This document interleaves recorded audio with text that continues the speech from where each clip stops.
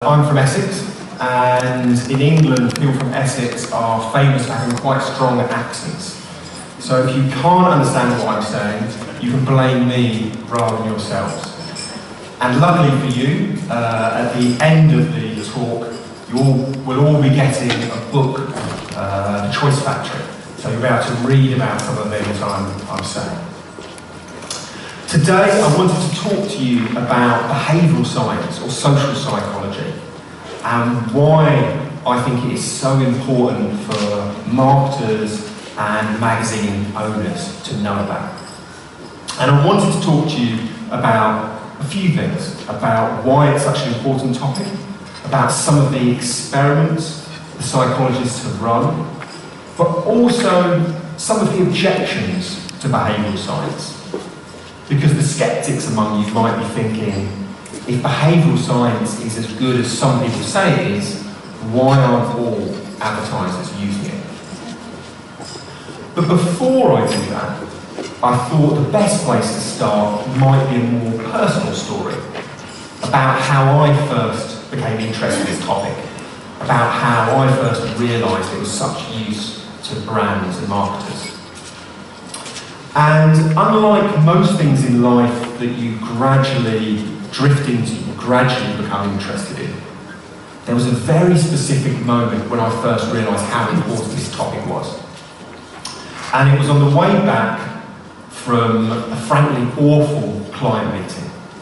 I was stuck in the back of a taxi on Oxford Street in London, and I'd just come back from a client meeting with the government.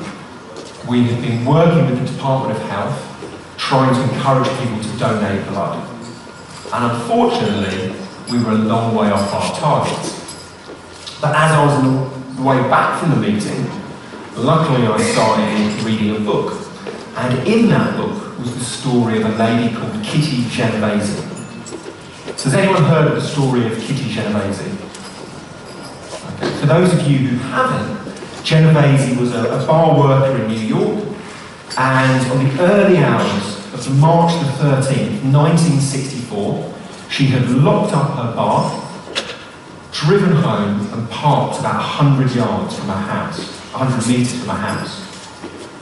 And then unfortunately, as she was walking to her front door, she was spotted by a man called Winston Moseley. And Moseley, over a period of about 15 minutes, attacked her and murdered her. Now, within a couple of days, this was on the front page of the New York Times. Now, you might think that there's nothing strange in that. This was a brutal murder after all. Why shouldn't it be on the front page of the papers? But in New York that year, there were 636 other murders. And New York was a brutal, violent place in the 1960s. And no other murder made the front page of the New York Times.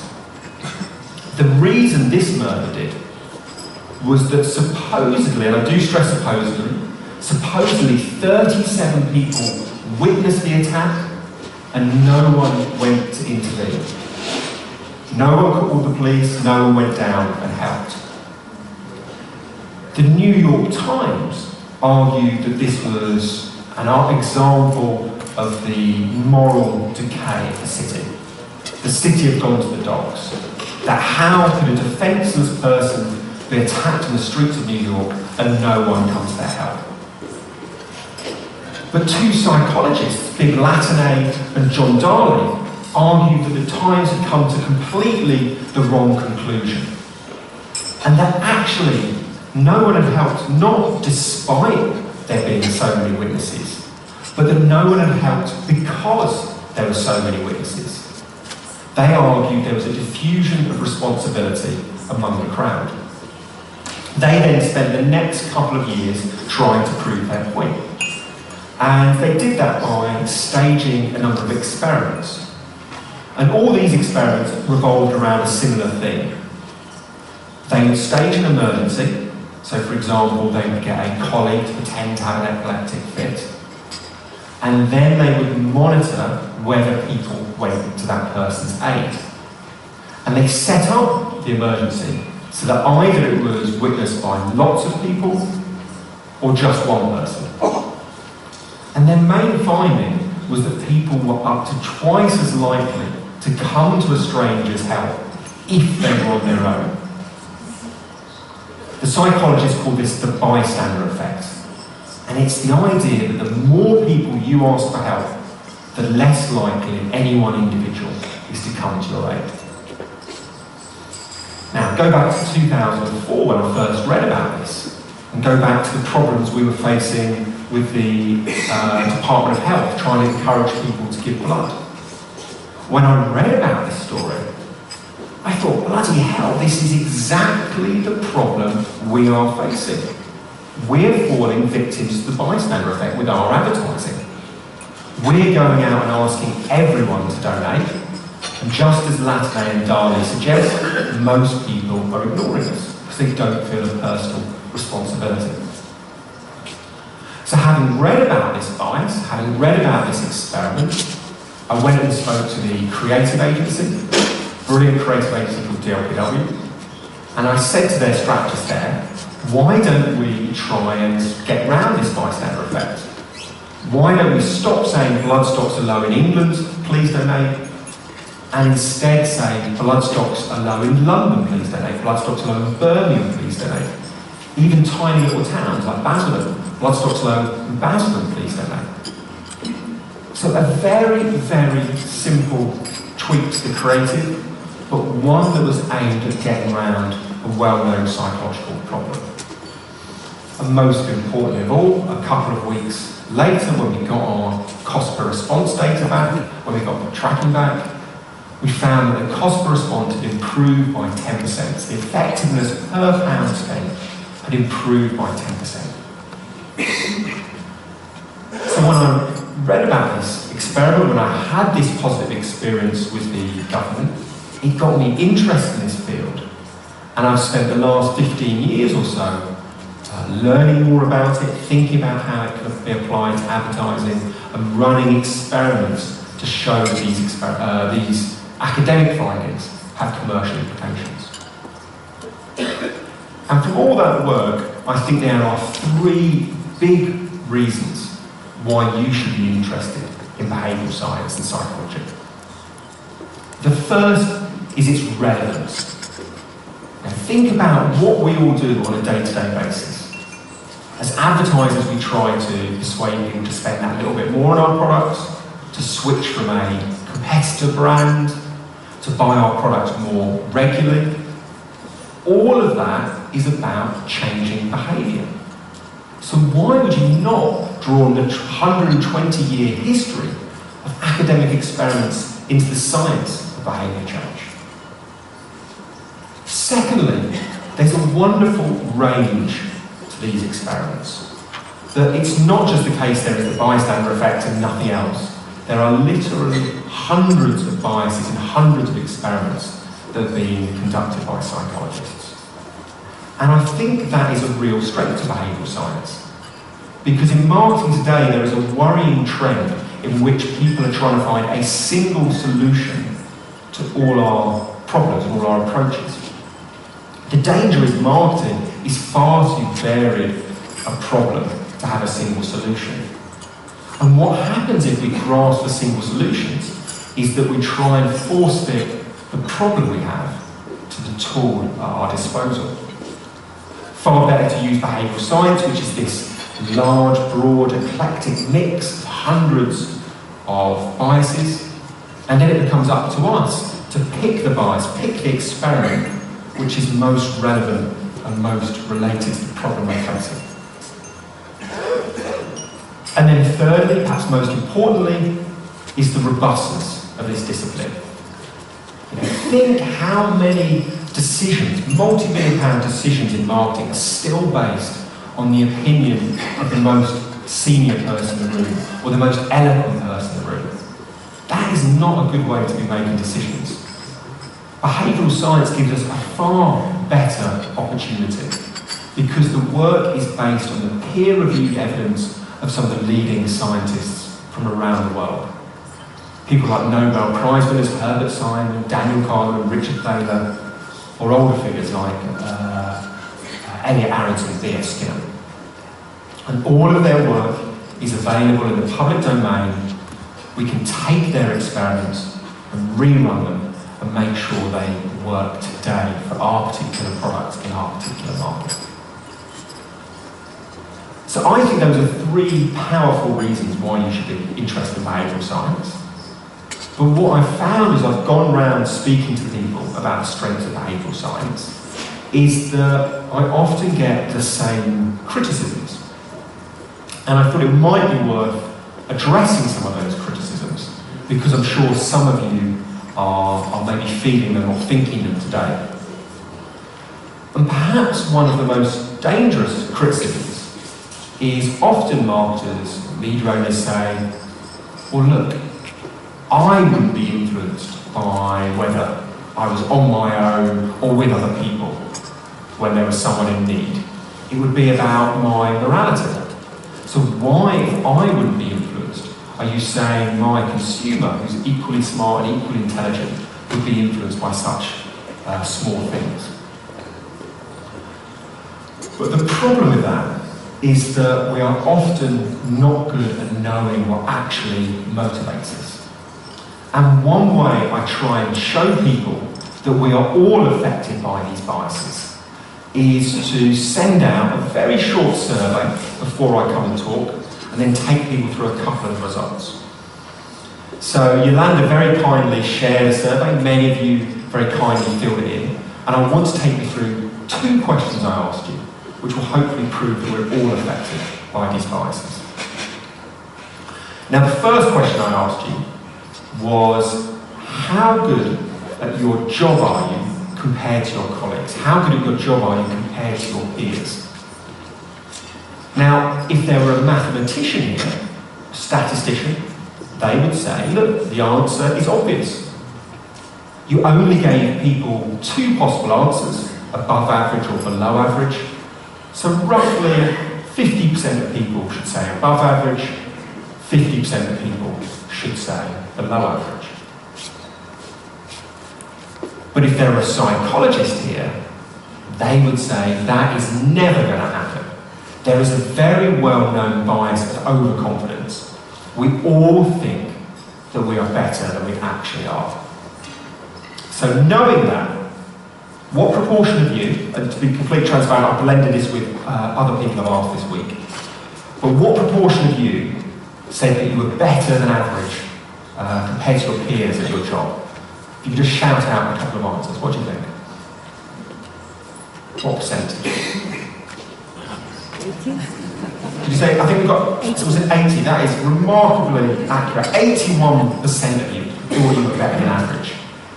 Now actually, that is one of the lowest figures, in fact it's the lowest figure I've ever seen. When I first did that question, I did it in England amongst a group of newspaper salesmen. And 96% of them thought they were better than average. So it may not be my most shocking finding, but maybe sometimes salesmen are slightly overconfident. And in fact, every time I've done this in England, the answer has always been higher than 85%, which I think may explain some of our overconfidence about Brexit, but perhaps that is a different topic. And overconfidence is an area that's been studied by lots and lots of psychologists. So most famously, Kay Patricia Cross ran this experiment amongst psychology lecturers, and she found that 90% of American psychology lecturers thought they were better than average, even though they know about the bias of overconfidence.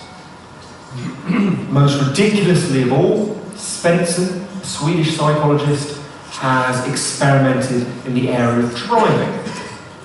Now, of course, most people think they are better drivers than average. But what Svensson has shown is that this can be taken to ridiculous extremes.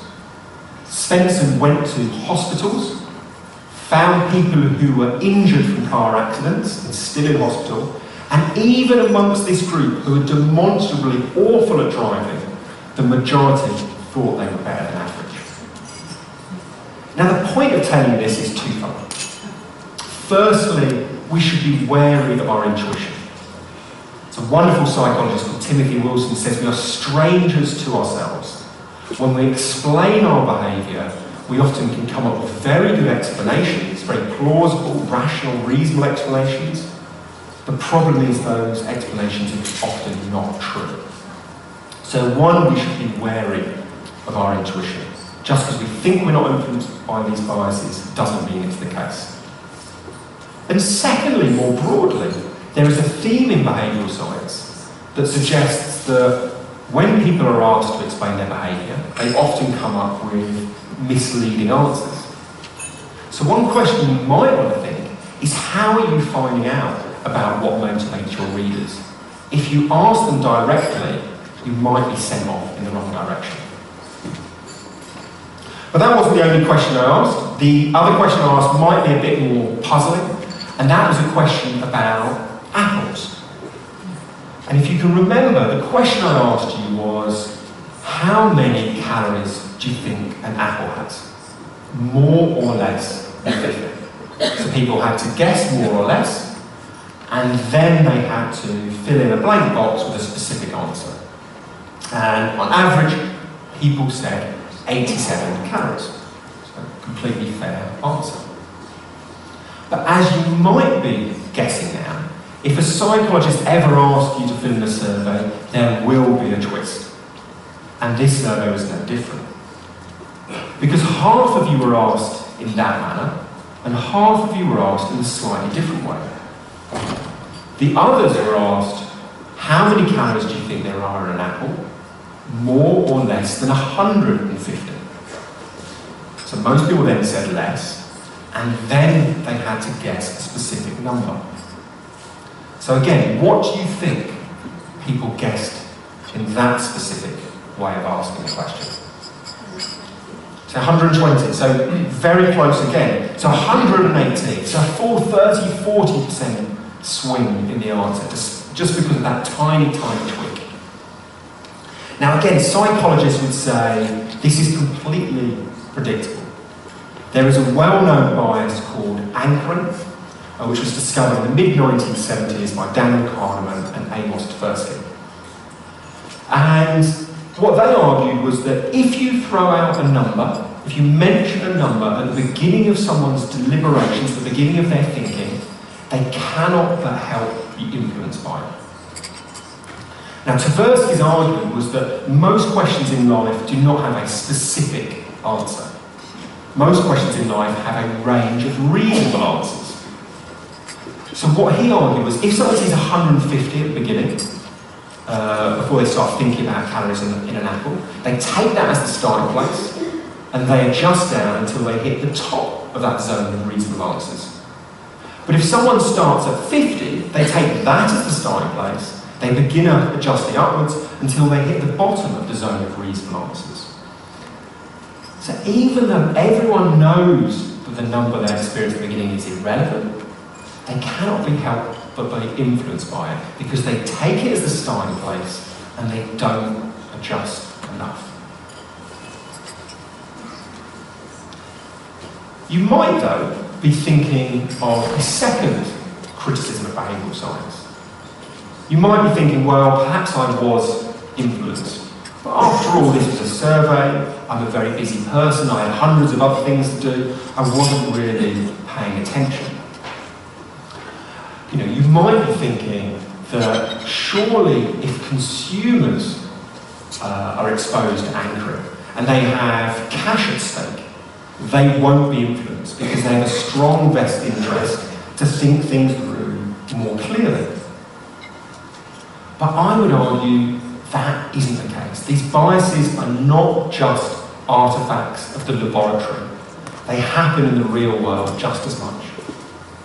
And one way to prove that is to think about the most effective campaign of all time, the most effective advertising campaign of all time, which is partially based on the bias. Now, of course, that's a subjective opinion, so I guess over to you. What do you think is the most effective ad campaign of all time in any market? Any ideas?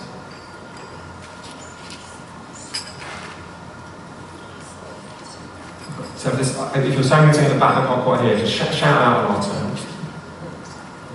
Okay, so I think maybe things like Coca-Cola there or Nike perhaps mentioned. I can't quite hear. So let's just think, who here has drunk a can of Coca-Cola in the last month? Stick your hand up. So, maybe we're not quite the target audience, a bit older maybe. But still, 30% of people probably have had a drink. That's quite an impressive impact for what is just sticky brown water. But let's think about the question differently. I want you to put your hand up and keep your hand up if you have ever been married.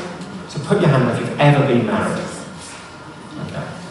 And keep your hand up if you bought or received a diamond ring. Okay. So people think, is that everyone? Did anyone not buy or receive a diamond ring?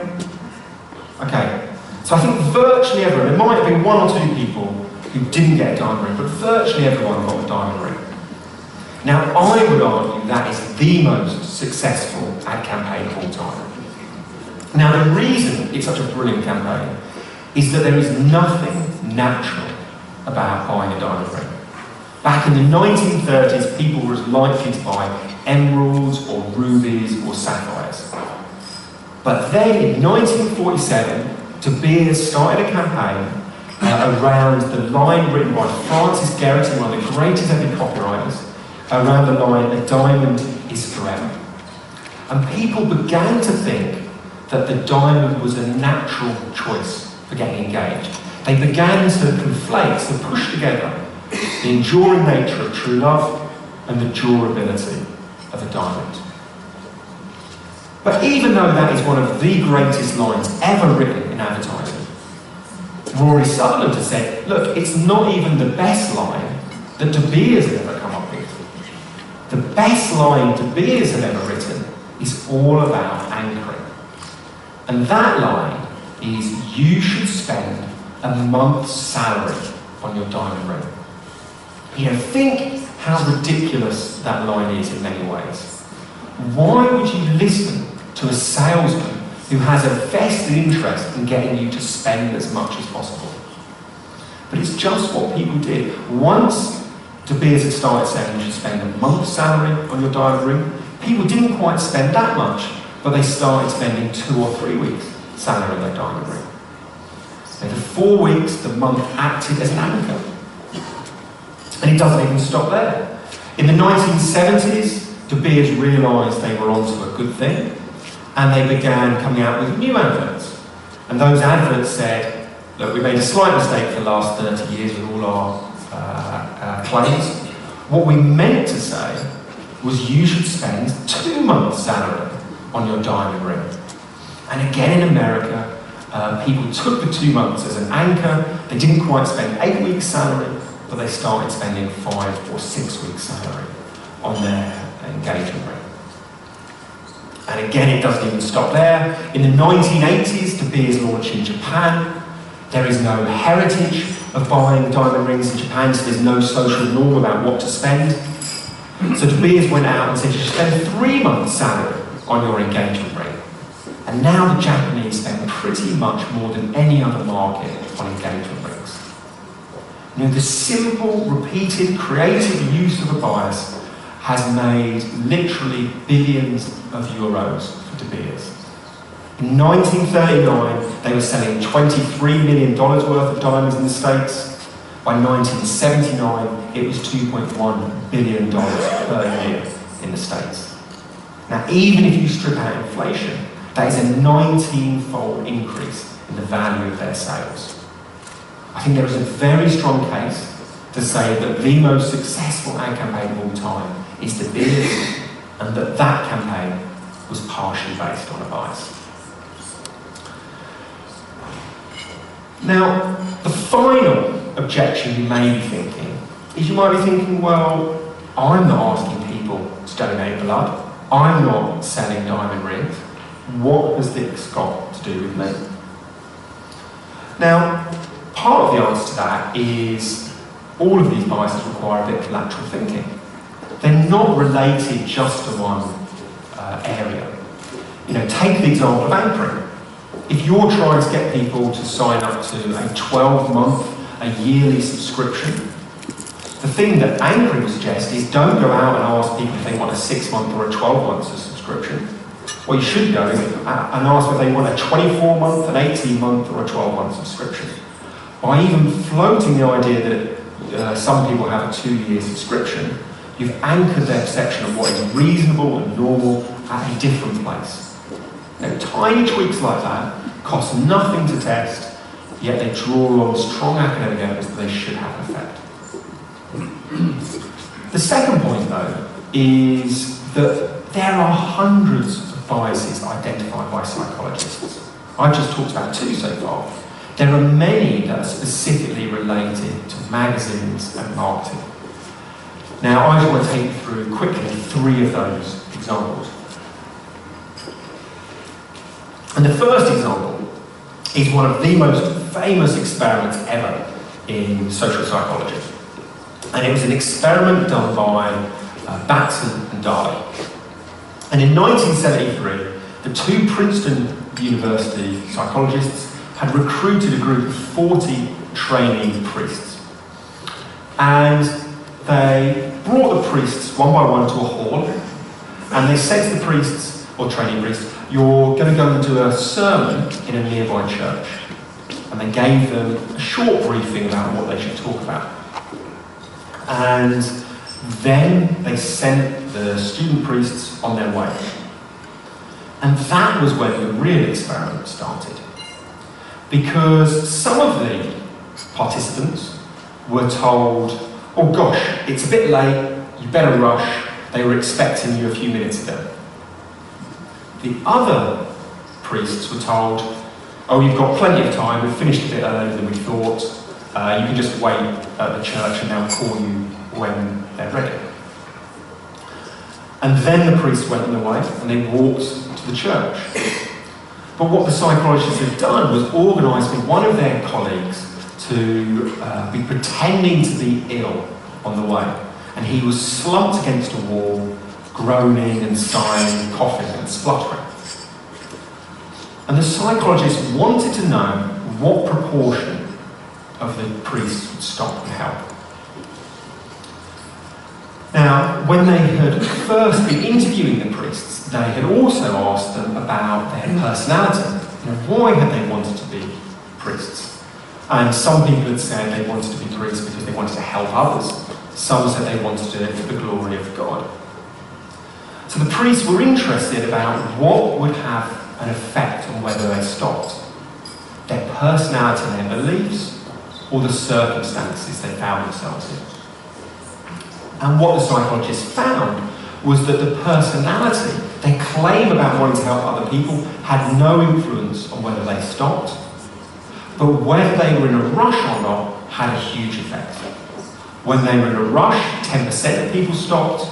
When they had plenty of time, 63% of people stopped. They called this the fundamental attribution error. They said that consistently and repeatedly we underestimate the importance of context and circumstance on determining how we behave, and we overestimate the importance of personality and characteristic. Now, their work was done on consumers, and they found when they asked people what they expected would happen, most people thought whether they were in a rush or not would have minimal difference. But I would argue marketers are guilty of the fundamental attribution error just as much. Think back to all the briefs you receive. Do they mention the target audience? I would guess virtually every brief a media agency or a media owner has received includes discussion of the target audience. But how often does that brief include mention of what target context the advertiser wants? I've hardly ever seen that on a brief. People rarely discuss do they want to reach people in a good mood, a bad mood, when they're on their own, or in a group, before payday, after payday, in a rush, or relaxed. These factors are underestimated. That has a dangerous effect on media planning and media buying. because it means if we don't take into account target context, but we do target audience, what advertisers will increasingly want is the cheapest volume of relevant target audience impressions that they can get. And I would argue that is not necessarily a strength of magazines. It might be a better strength, say, on programmatic advertising. But what advertisers should be concerned with is as much about the target context they reach people in. And luckily, behavioural science also gives us some clues about what are the most valuable target contexts. I mean, take this experiment here. What it suggests is that people are far more likely to notice things if they are relaxed and not rushing than if they are rushing. A University of California psychologist, Edward Tolman, said that when people are in a rush, there is a narrowing of the cognitive map. That people might literally see something, but they don't really fully take it in. That's an issue for advertising. We cannot take for granted that people are spending long amounts of time with our advertising. A wonderful study by Lumen Research showed that less than 4% of people look at digital ads for more than a second. Now, at the moment, that problem is not being captured by most advertising campaigns. An impression is an impression is an impression. They often don't take into account how long people are looking at adverts. Again, this lack of sophistication, I think, damages magazine advertising. It moves people to buying cheap, commoditized advertising inventory. But of course, rushing is not the only context that we should be interested in. I think another context that should be of interest to marketers and magazine owners is the power of mood. So there's a lot of work done on this by a psychologist at the University of Amsterdam, Professor Bronner. And Bronner ran a very, very simple experiment. He got 1,287 people to flick through a newspaper, to read it, and then afterwards he asked them to recall as many ads as they could. And what Bronner found when he cut that recall data by mood was that there was a significant difference in recall rates depending on whether people were in a good mood or a bad mood, whether they were relaxed or stressed. So when people were relaxed, they recalled 56% of ads. When they were stressed, they recalled 36% of ads. When they were in a good mood, they recalled 46% of ads. When they were in a bad mood, they recalled 26% of ads. So mood has a phenomenal impact on whether or not we notice advertising. But Bronner's work doesn't even do full justice to the importance of mood. Work I've done with a colleague has shown that also it affects our liking and enjoyment of ads. We followed a similar approach to Bronner, this time using 2,035 people. We first of all asked them what mood they were in. We then asked them a series of filler questions, so they had forgotten about that initial question. And then we showed them a series of ads. And we found that people, when they were in a good mood, 21% of them liked the ad strongly. When they were in a bad mood, 13% of them liked the ad. So 62% increase in liking, depending on whether they're in a good mood or bad mood. Now you might be wondering why it has such a strong effect. But Daniel Kahneman has argued there are strong evolutionary reasons why being in a good mood should affect how we interact with our environment. He suggests that if we're in a good mood, it signals a lack of danger, and therefore it mitigates against the need to think overly critically. We're far more likely to take things in a positive frame of mind. So again, I think this is an underestimated but important element of the value of context. Yet again, it is too little appreciated by advertisers, and therefore the danger is magazines, which one of their strengths would often be reaching people in a relaxed, positive mood, is not being appreciated as much as it should be. But the final example I wanted to mention was one which shows that the importance of context is not just about internal factors, it's also about external factors. And to demonstrate this, I want to do a very quick live experiment. So all I'm going to do is show you some text, and I just want you, as soon as it comes out, to read what you see on the screen. Does that make sense? Okay, here we go. 12, 13, 14. Quite straightforward, hopefully. Again, I want to do this with a second string. So again, if you could just read out aloud what you see on the screen. A, B, C. Again, very simple. But what the observant among you may have noticed is that the middle digit on both occasions was exactly the same. But when it's surrounded by 12 and 14, it looks like 13. When it's surrounded by A and C, it looks like B. It's a very simple visual trick, but what it illustrates is that when we interpret information, we don't do so neutrally. We interpret it dependent on the context of where we see that information. Now that issue is not just one of visual illusions. Michael Depp at the University of Munster has shown that our believability in facts and information is influenced by where we see it. Munster ran a very simple experiment. He gave people a range of 21 headlines, and he asked them to rate the credibility of those headlines on a scale from 1 to 7.